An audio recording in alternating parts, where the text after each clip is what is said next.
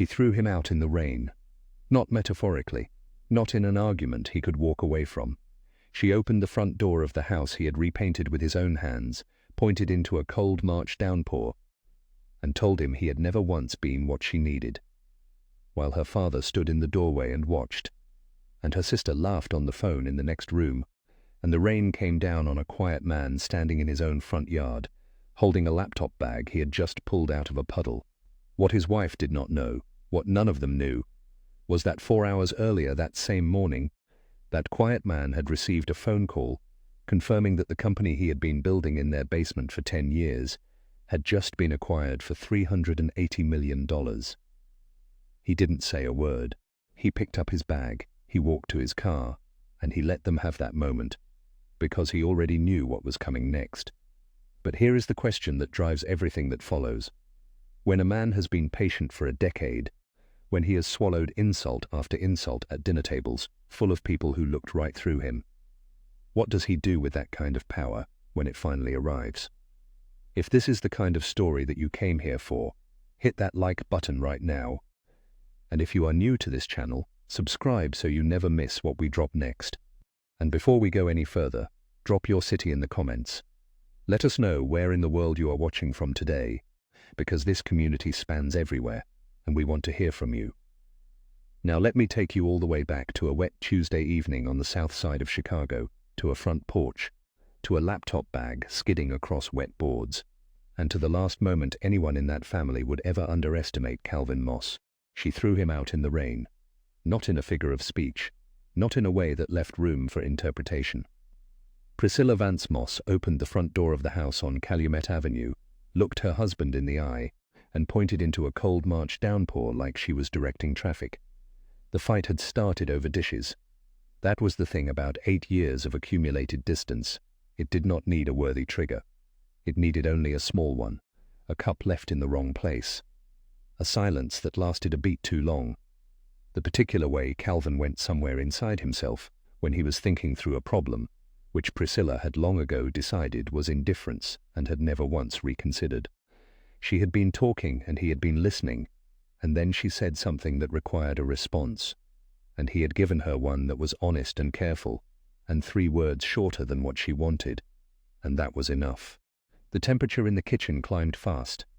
Calvin stood near the counter and did not raise his voice. He never raised his voice. This, Priscilla had told her sister many times, was its own form of cruelty, the way he stayed level while she burned, as if her feelings were a weather pattern he was waiting out. Roland Vance stood in the doorway between the kitchen and the back hall, arms folded across his chest. He had come by that evening the way he often did, without much advance notice, with the settled authority of a man who considered his daughter's house an extension of his own territory. He watched his son-in-law the way he had watched Calvin for 8 years, with the quiet, patient expression of a man whose assessment was made long ago and had never required revision. From the living room came the sound of Deanna's voice, bright and carrying, laughing at something the person on the other end of her phone had said. She had been on that call for 20 minutes. She had said hello to Calvin when she arrived, and had not spoken to him since. The fight moved from the kitchen to the hallway to the front room, and Priscilla's voice climbed with each room. She said things that had been waiting in the walls of that house for a long time.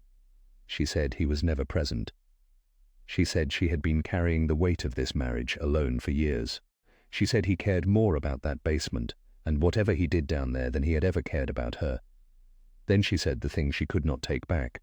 She said, "You have never once been what I needed." Not once. She picked up his laptop bag from the chair by the door, and she threw it. Not at him, past him.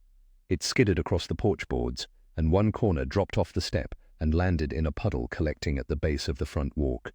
Then she pointed into the rain and told him to get out of her house. Calvin looked at her for a moment. He looked at Roland in the doorway, arms still folded, still not moving.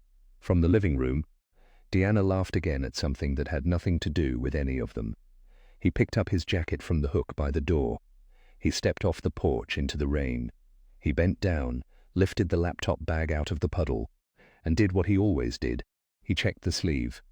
The waterproof sleeve he kept inside, the one he had bought 4 years ago after a flight to Memphis, where a drink cart had tipped on a turbulent descent.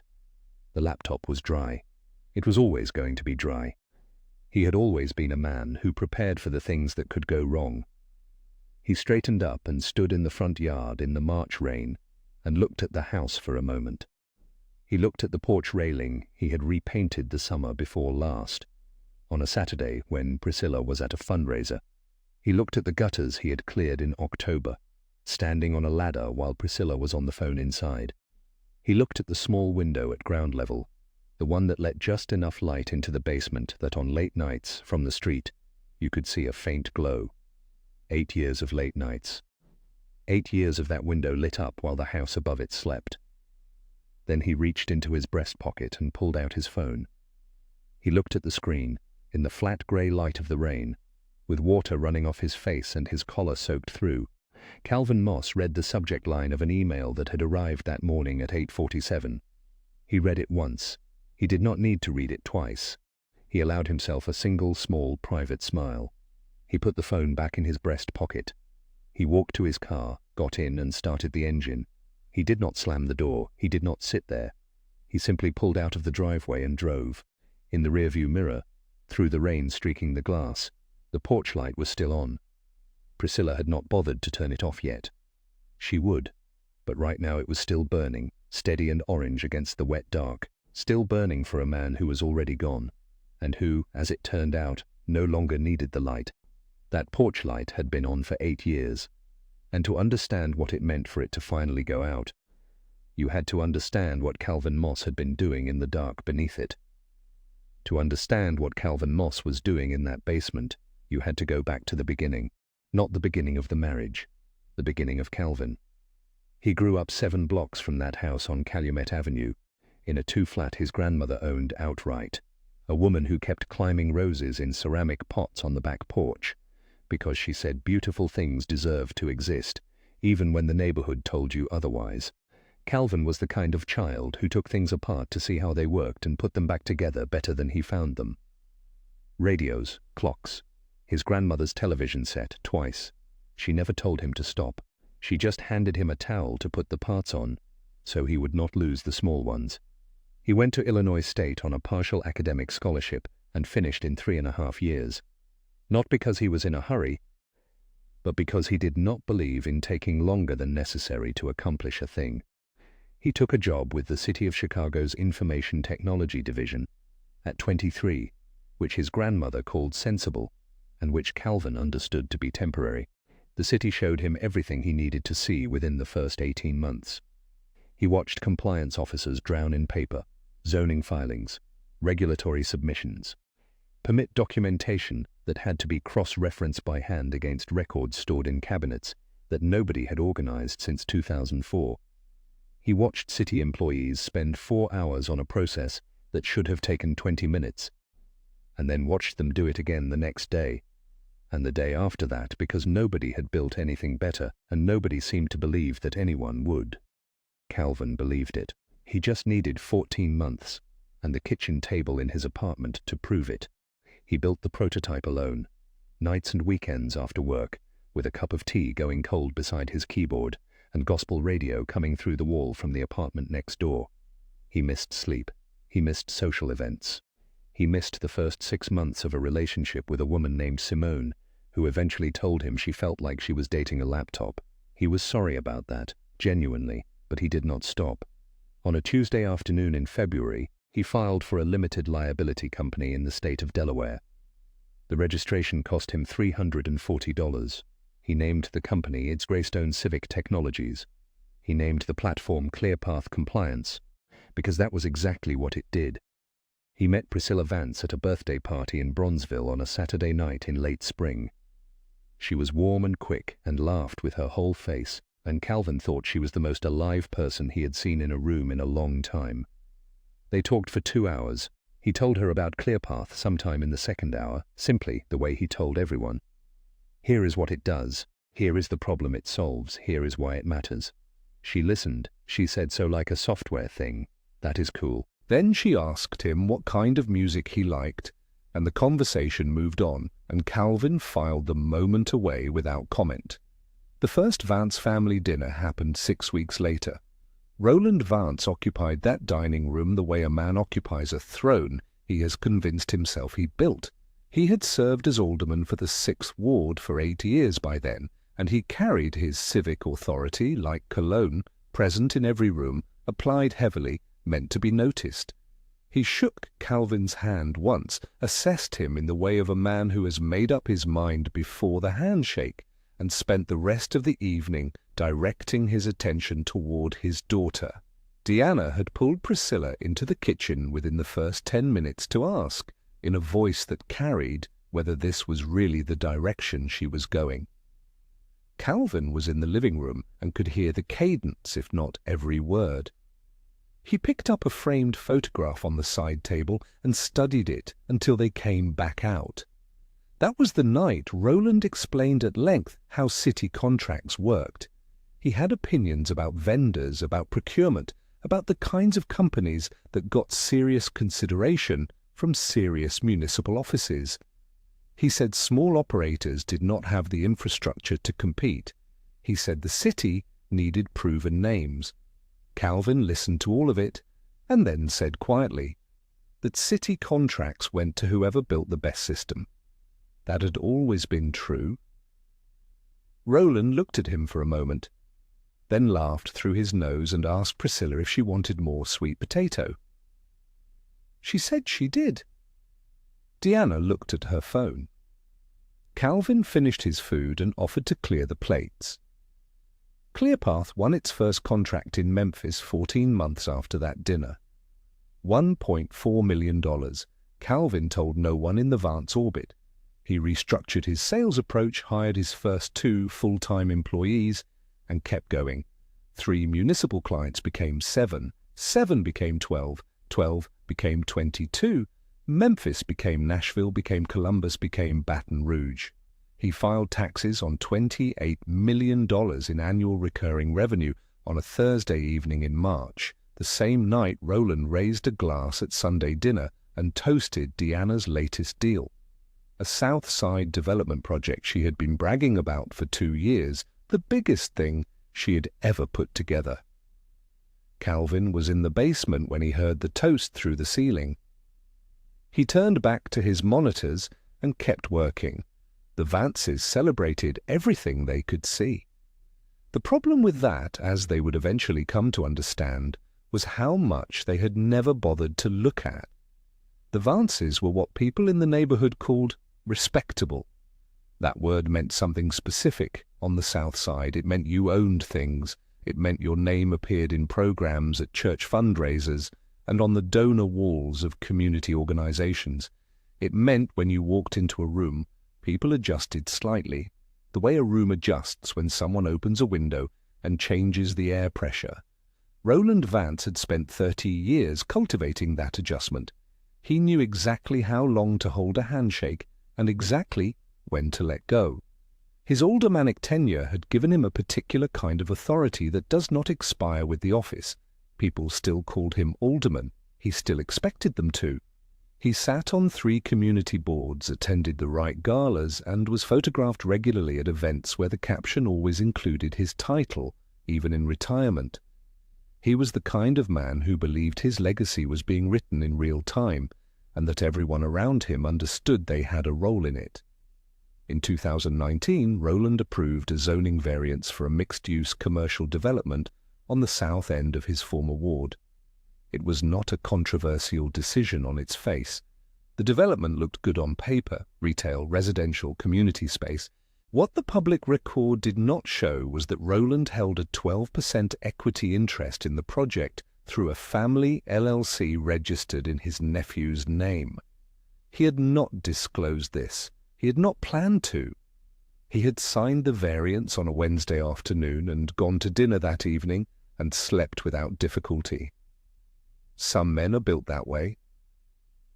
Deanna Vance watched her father operate and took notes, even if she would never have described it that way. She had built her mortgage brokerage, Vance Premier, through a combination of genuine skill and the kind of inherited credibility that comes from a family name people already trust. She was good at her work. She was also good at finding the angle. By the time Calvin was 3 years into his marriage, Deanna was assembling the largest deal of her career, a South Side mixed-income development project that would take 2 years to structure and would, if it closed, generate a commission that she had already mentally spent. The deal required a sequence of municipal permit approvals. Those approvals would be processed, tracked, and documented through a compliance platform that the city of Chicago had adopted 4 years earlier. Deanna did not know the name of that platform. She had never thought to ask. Priscilla, during these years, was becoming her family's fluent second language. It happened gradually, the way these things do. She had married Calvin with something real, a genuine pull toward his steadiness, his focus, the way he listened without performing.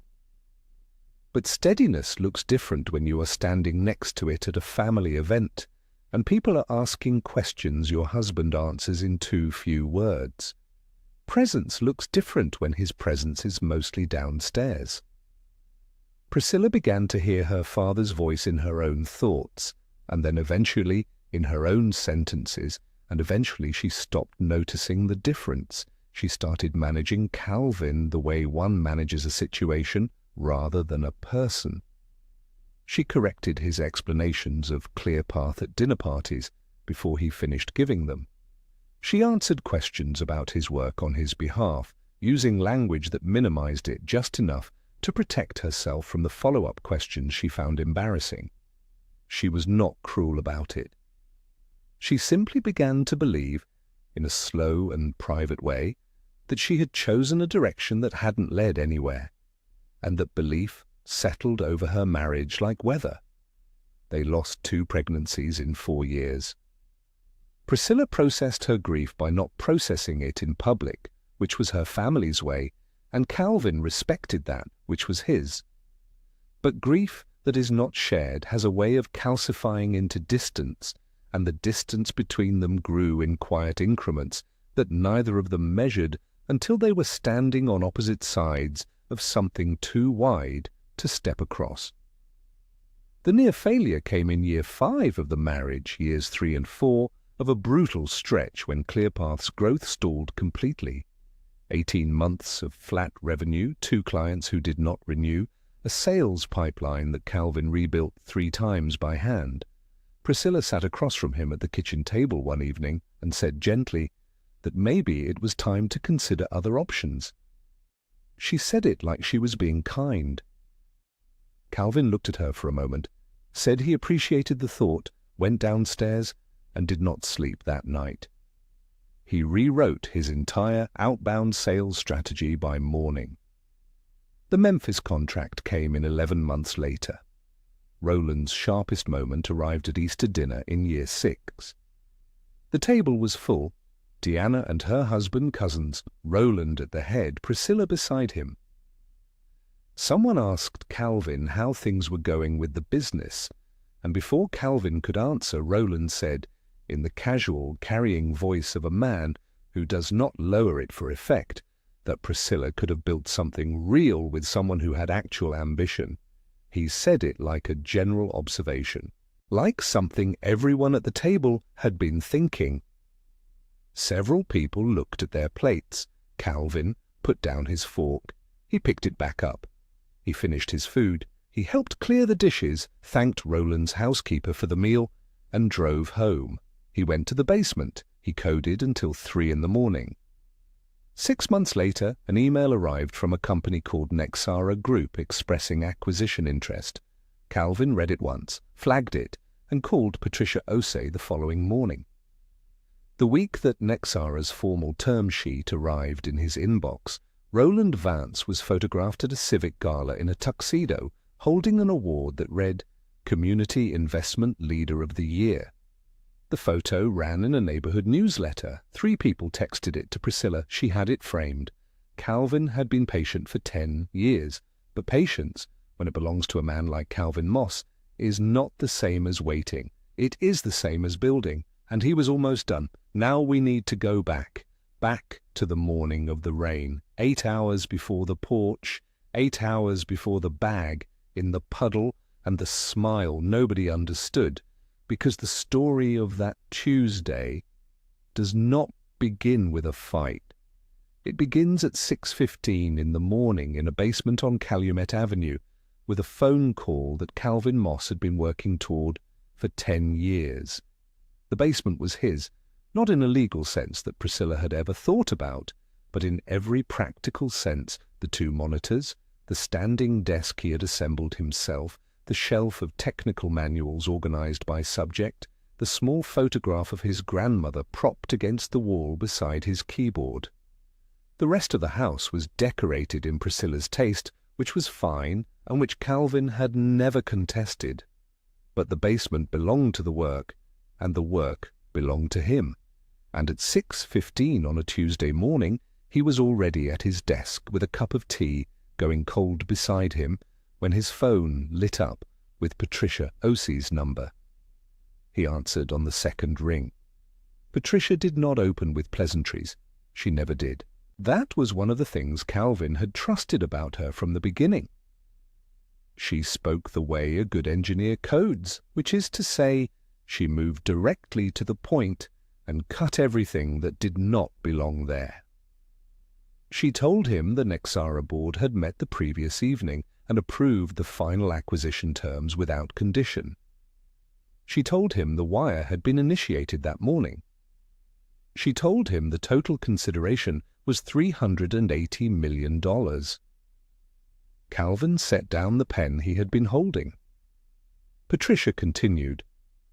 She walked him through the structure the way she had walked him through every major development in ClearPath's history. Clearly, completely, without rushing. His 51% stake in Greystone Civic Technologies translated net of structure and fees to $193.8 million. That figure would clear into a dedicated account by end of business Thursday.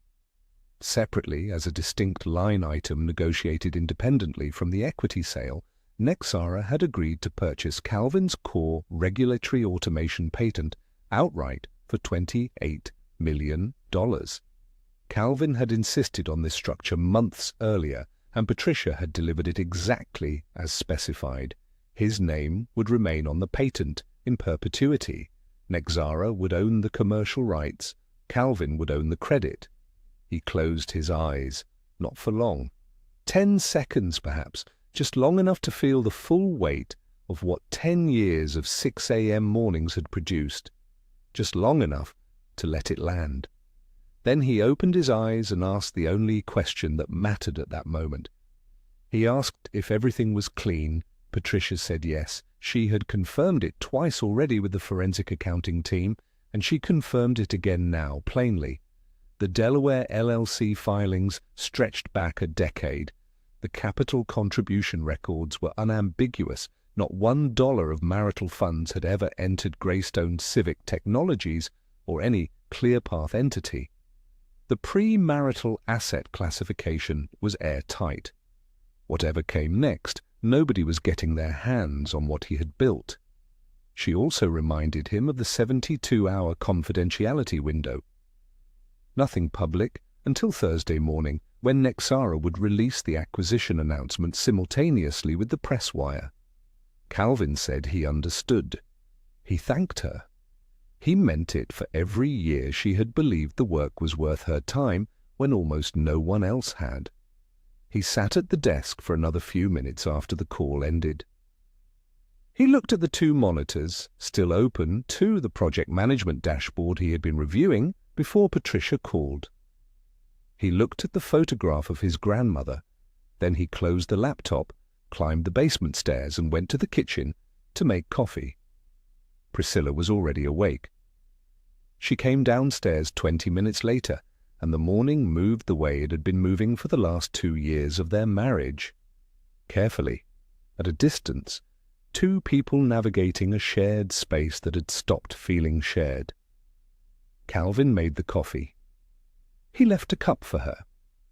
He went back to the counter to rinse his mug, and something about the way he set it down, too quietly, in the wrong spot, in a way that meant something only to Priscilla, was enough to start it. The fight that followed lasted 40 minutes and covered ground that had nothing to do with a mug and everything to do with 8 years of accumulated disappointment. Calvin stood in the kitchen carrying $193.8 million in a Delaware holding company and lost an argument about the dishes. He did not tell her. He had said he understood the confidentiality window, and beyond that, in a quieter part of himself, he already knew what he needed to know. He had known it for a while.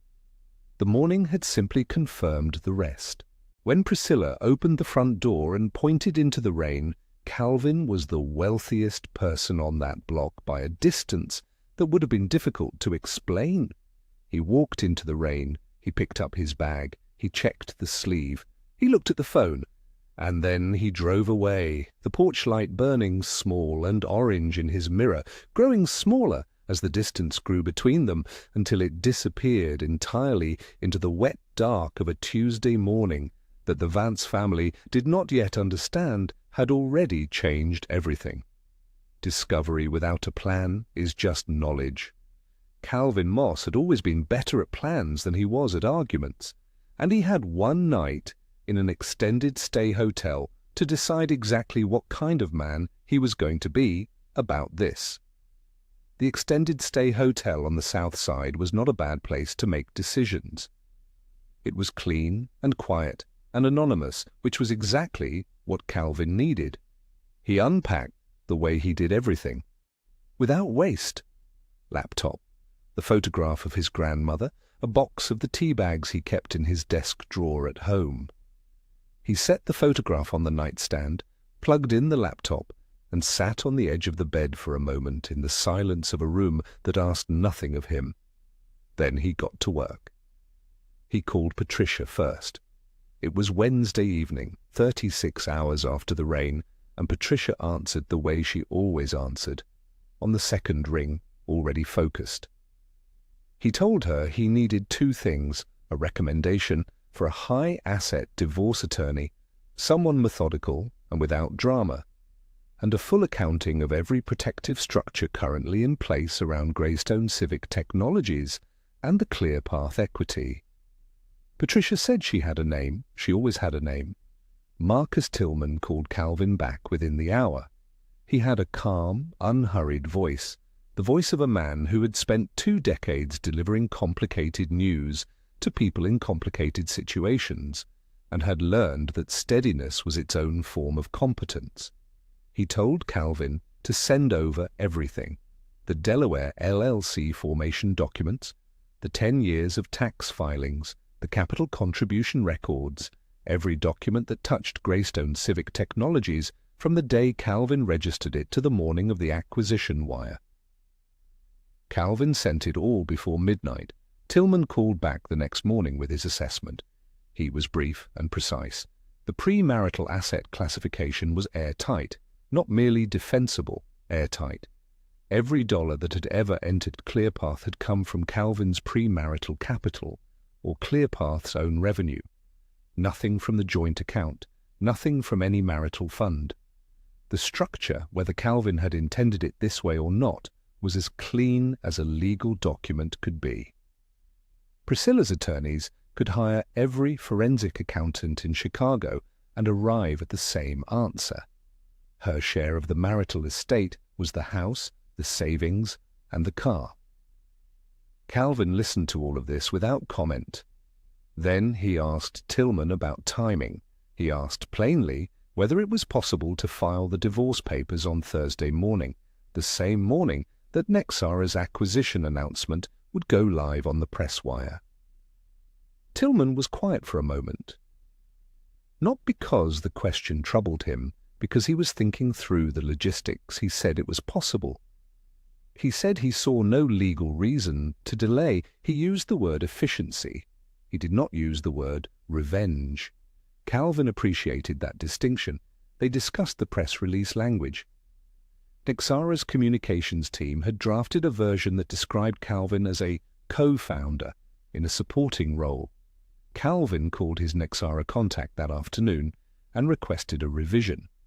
The final version named him clearly, Calvin Moss, founder, and majority stakeholder of ClearPath Compliance, a Southside-born platform built over 10 years of independent development. Calvin read the revised language twice and approved it. That was the first move. The second came in a phone call between Tillman and Nexara's legal division on Thursday morning, a standard asset-adjacent compliance review request, the kind that happens routinely during major acquisitions when a company inherits an active contract portfolio. Tillman flagged Deanna Vance's Southside development project as a line item requiring review, noting that its approval chain ran through a municipal office currently under standard post-acquisition audit. He filed it as a referral, anonymous, procedural, and entirely legitimate. It went into a queue with 43 other items. The queue did not know who Deanna was. It only knew what it had been asked to review. The third move required nothing at all. Roland Vance's aldermanic records had been sitting inside ClearPath's Chicago database for 4 years, indexed and cross-referenced like every other municipal document the platform had ever processed. When Nexara launched its public sector transparency initiative, a standard practice for a company positioning itself as a civic accountability infrastructure provider, their team ran an automated audit across the full Chicago dataset. Calvin did not point them toward Roland's records. He did not need to. He simply did not intervene.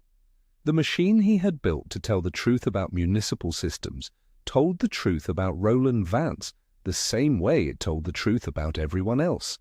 Without preference, without hesitation, without knowing whose son-in-law anyone was. Calvin ordered food Thursday evening, jerk chicken from a place 2 blocks away that he had been meaning to try for years. He ate at the small table by the window, looking out at the South Side street below, and he thought about nothing in particular. Then he closed his laptop, set it on the desk beside the photograph of his grandmother, and went to bed. He slept for 8 hours. It was the first time in longer than he could remember that he had slept without waking at 3 in the morning to check a notification or run a number or solve a problem that had surfaced from whatever part of his brain never fully turned off. There were no more problems to solve. Every mechanism was in motion. Everything Calvin had built, the platform, the structure, the decade of careful, patient, unwitnessed work, was now doing exactly what he had designed it to do. The Vances woke up Friday morning as the family they had always been. They would not end the week that way. The first domino fell on a Thursday morning at 9:07 a.m. Priscilla was at her desk at the non-profit when her co-worker sent the link. No message, just the link. Priscilla clicked it, and the Chicago Tribune loaded, and she read the headline once and then read it again. Chicago-born platform ClearPath. Compliance acquired for $380, transforming municipal tech landscape. There was a photograph. Calvin at a conference 2 years ago. Suit that fit. Quiet expression, looking directly at the camera the way he looked at everything, like he already knew something you hadn't figured out yet. She read the article 3 times. Then she called him. No answer. She texted. Nothing. She found the number for Osei Capital Advisors online and called the main line. A pleasant assistant took her name and said she would pass the message along. Patricia Osei did not call back. She never would. By noon, Roland had seen the article too. He called Priscilla. She called Deanna. Deanna put her other call on hold and typed ClearPath Compliance into her browser. She found the company website. She found the client list. She found Chicago listed as a major municipal partner. She scrolled down and read the platform description, and went very quiet in a way that her assistant later described as unusual.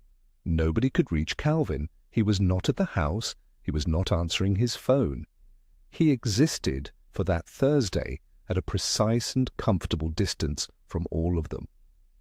Week 2 arrived like a second punch after the first one had already sat you down. The forensic accountant retained by Priscilla's attorney delivered his report on a Friday afternoon. He had spent 3 weeks going through a decade of filings, tax returns, capital contribution records, Delaware LLC documents stretching back to a Tuesday afternoon when Calvin had registered a company for $340 and told nobody. The accountant found no commingling, no marital funds, not $1 of shared money had ever entered Greystone Civic Technologies. The structure was airtight. Priscilla's attorney called her that evening. The call lasted 7 minutes. The marital estate was the house, $34,000 in a joint savings account, and a 2019 Honda Accord with 44,000 miles on it. That was it. Priscilla drove to the extended stay hotel that same night. She had found out which one through a mutual friend. She knocked. Calvin opened the door. Clean shirt, laptop open on the desk behind him, old habit, a cup of tea going cold on the nightstand. He listened to her for 30 seconds. She told him she had made a mistake. She said she was willing to work on things. She used the word reconsider. He said, "You should talk to a lawyer." He closed the door, not hard, just closed. Week 4. Deanna received the compliance review notice on a Tuesday morning in a certified envelope. Her development project, 2 years of assembly, her biggest deal, the commission she had been mentally spending since the term sheet, was under formal review. The flag had come from Nexara's audit division, procedural, automatic, standard post-acquisition review of a municipal approval chain touching an aldermanic office now under scrutiny. The flag did not know who Deanna was, it only knew what the records said. Midwest Community Development Fund invoked the pause clause in their term sheet the same afternoon. The regional banking partner followed 2 days later. Deanna's project stopped moving like a car that has run out of gas in the middle of a highway. She called Priscilla at 11:14 on a Wednesday night. Her voice had an edge Priscilla had never heard before. Priscilla called Calvin immediately after. He did not answer. Week 6. The Tribune ran the Rowland story on a Monday morning. The headline was careful. Former 6th Ward Alderman's zoning record under review following municipal transparency audit. The story named him. It named the variance. It named the LLC registered in his nephew's name. It described the undisclosed equity interest with the flat, precise language of a publication that has verified everything twice. Rowland retained a criminal defense attorney by 2 o'clock that afternoon. He called Priscilla that evening. The call lasted 41 minutes. The following Sunday there was no family dinner at Rowland's house. It was the first Sunday in 9 years that the Vances did not gather around that table, eat Rowland's housekeeper's pot roast, and tell each other how well they were all doing. Week 9. Deanna's anchor institutional lender exited the project entirely, citing unresolved compliance exposure. The development deal collapsed. The brokerage, which had taken on $180,000 of operational debt in anticipation of the commission, was now in a cash crisis, like a house that has lost its foundation. Deanna let both of her associates go. She closed the office and moved everything to a desk in her spare bedroom. She stopped posting on social media. 3 weeks passed without a single caption, a single photograph, a single motivational quote about closing deals and being the energy you want to attract. Week 11. A second transparency report generated by Nexara's ClearPath division surfaced 2 additional discrepancy flags in Rowland's aldermanic record. His attorney told him that criminal exposure was likely limited by the statute of limitations, but that civil liability from the development partners who had invested in the zoned project remained entirely open. Rowland withdrew from the community board he had chaired for a decade. He did not make an announcement. He did not send a letter. He simply stopped showing up to meetings he had never once missed. People in the neighborhood noticed. People talked.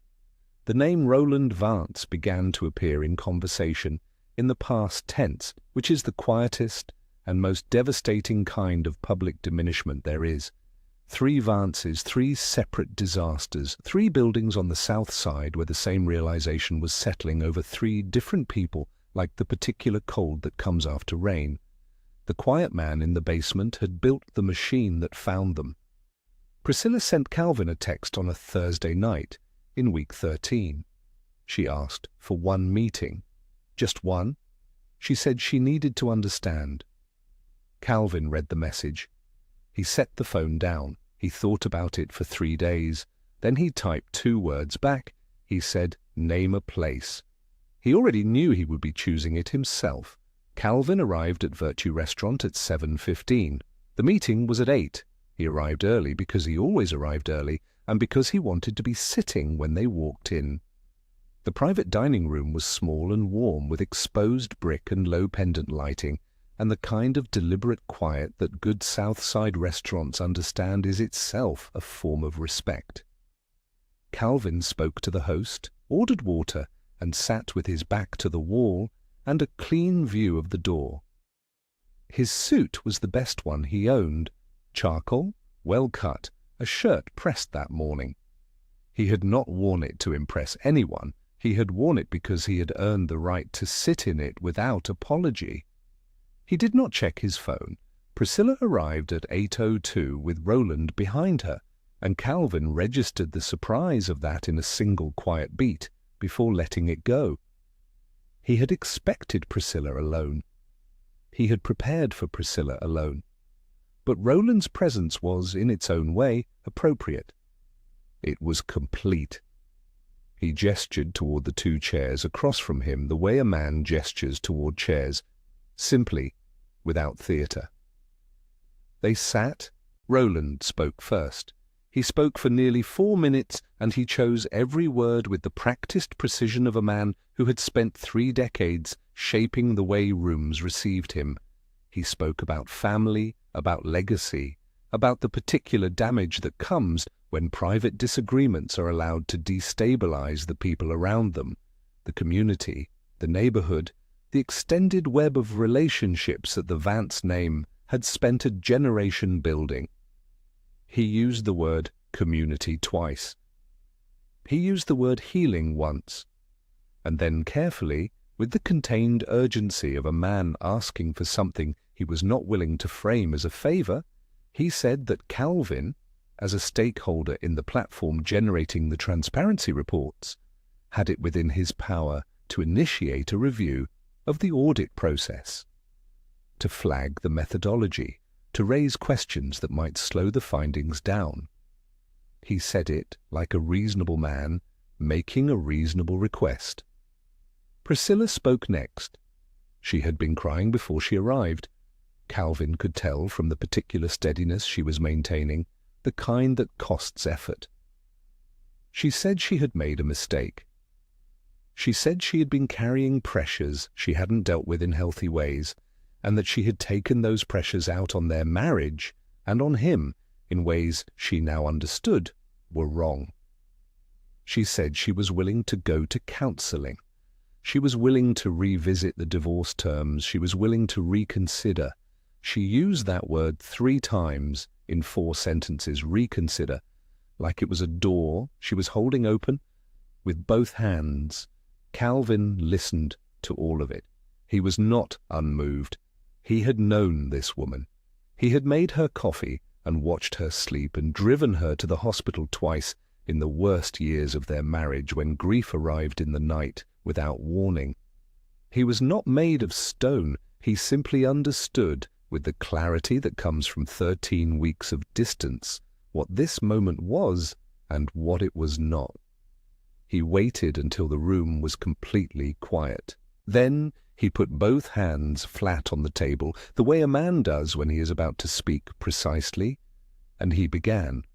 He said he wanted to tell them about a Tuesday morning in March. He said he was in the basement at 6:15 in the morning, where he always worked, when he received a phone call from his investment banker confirming that a company called Nexara Group had wired $380 million for the acquisition of the company he built.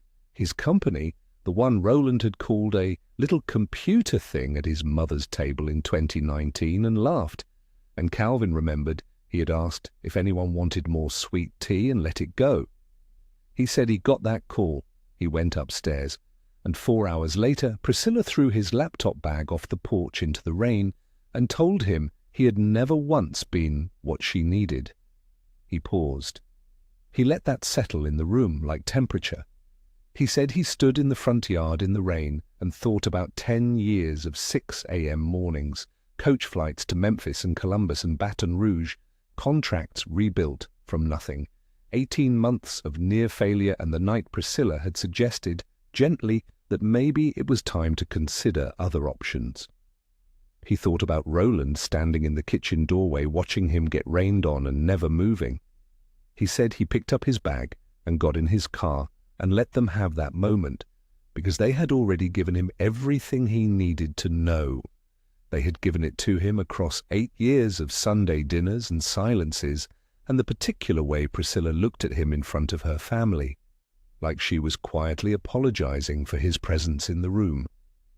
He did not need one more day of that. He had what he needed. He had built what he built. And then he explained the machine. He said that Roland's aldermanic records had been sitting inside ClearPath's Chicago database for 4 years, indexed and cross-referenced like every other municipal document the platform had ever processed. He said he had not put them there to trap anyone. He had put them there because that was what the platform did. It told the truth about municipal systems. It did not know Roland was his father-in-law. It only knew what the data said. He said he was not going to request a methodology review or flag the audit process because he did not control editorial decisions at Nexara's transparency division, and because even if he did, he had built that system to work without him. That was the entire point.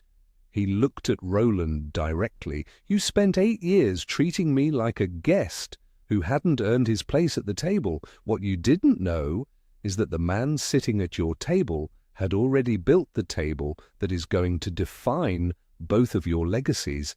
I genuinely hope you find a way through it."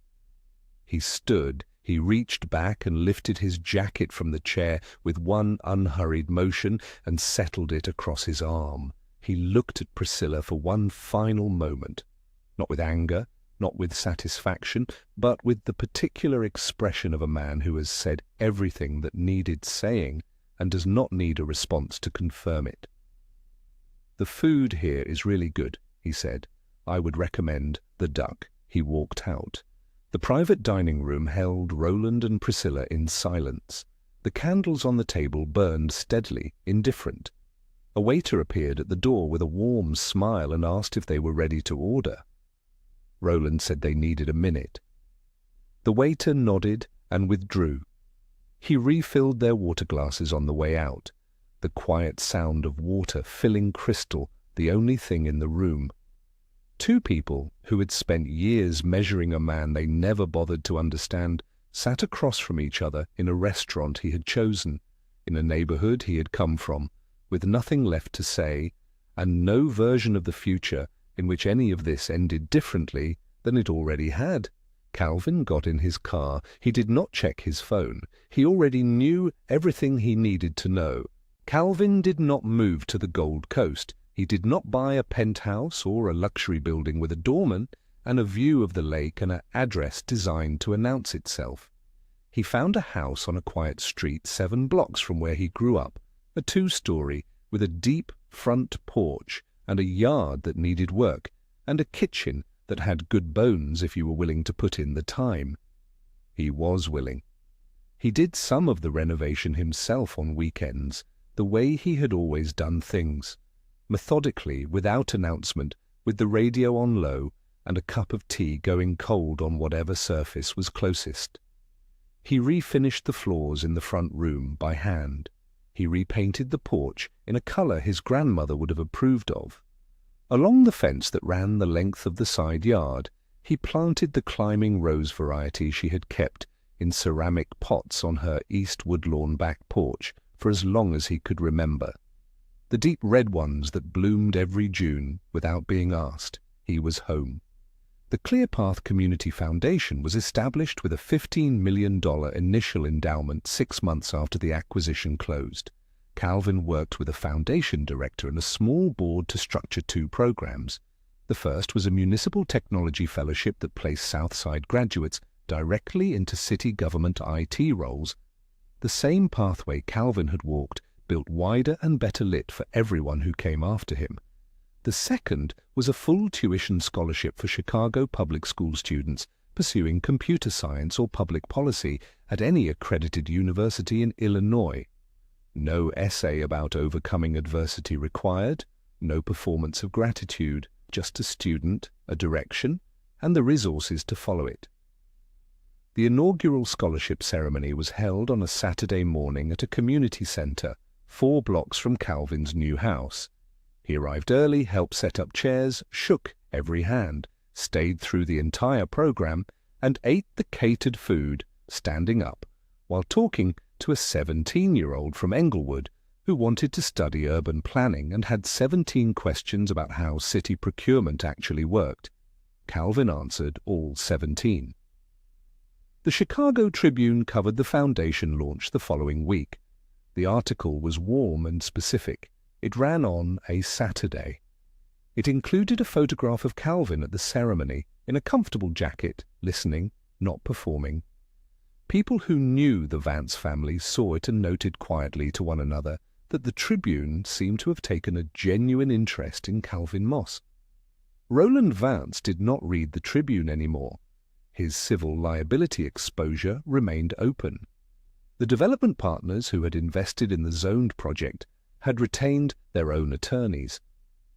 His name appeared in print regularly now, and never in the past tense he had spent his whole career building toward. He had not returned to public life. He moved through his days in a smaller orbit than the one he had maintained for 30 years, and the people who had once adjusted when he walked into a room had stopped noticing when he left. Deanna operated her brokerage alone now under a different name from the desk in her spare bedroom. She had not recovered the commission she lost. She had not posted on social media in 2 months. She was managing in the way that people manage when they have learned to want smaller things. Priscilla was living in a 1-bedroom apartment in Hyde Park. People who knew them both said she was doing fine. Calvin believed this and wished it for her genuinely, without remainder, without the particular weight that unresolved things tend to carry.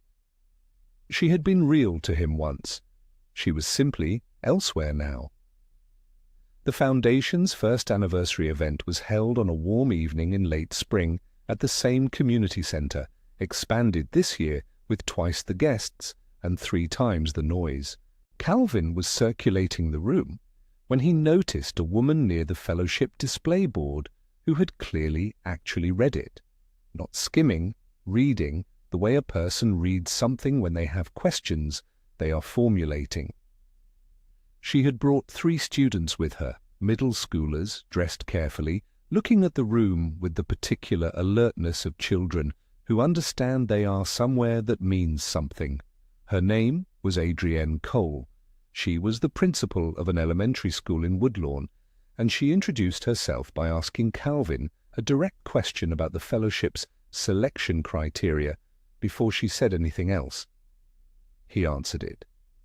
She asked a follow-up. He answered that too. She laughed at something she said herself, not performing, just genuinely amused, with the ease of a person comfortable in her own company. He walked her to her car at the end of the evening. She gave him her card. She said to call her if he wanted to talk about the fellowship program because she had thoughts, and she clearly meant it. He called 3 days later. They talked about the fellowship for 11 minutes and about everything else for 2 hours. He did not tell her about the $193 million on the first date, or the second. On the third date, at a restaurant she chose, good food, a neighborhood place, no pretense. She set down her fork at a certain point in the conversation and looked at him directly and asked, "Who are you actually?" Not the foundation, not the company. Who are you? He told her the truth. All of it. Quietly, without drama, watching her face as he did to see what changed. Nothing changed. She nodded slowly. She said, "Okay, so you are the guy who built the thing." He said, "Yeah." She said, "Cool." And then she asked if he wanted dessert in the same tone she might ask if he wanted more water. And he understood in that moment that he had found the thing he had been looking for across 8 years of Sunday dinners and silences and a marriage that had never quite known how to hold him. He smiled. The same smile from the car in the rain, the one that nobody saw coming, the one that was always going to mean something. Here is what Calvin Moss understood that the Vance family never did. The most dangerous person in any room is not the loudest one. It is not the one with the title or the photograph in the newsletter or the longest handshake. It is the one who came from nothing, asked for nothing, announced nothing, and spent 10 quiet years building something that would one day tell the truth about everything, whether anyone asked it to or not. Some people spend their whole lives measuring others against the wrong instruments, and the ones they dismissed were quietly building the instruments that would one day do all the measuring for them. Now I want to hear from you. What would you have done in Calvin's position? When you finally had the power, would you have used it the same way, or would you have done something different? Drop your answer in the comments, because this community always has something worth saying and I genuinely want to read it. If this story moved you the way I think it did, hit that like button right now. It costs you nothing and it helps more people find their way to stories like this one. And if you are not subscribed yet, now is the time, because we have more coming and you do not want to miss what is next. I will see you in the next one.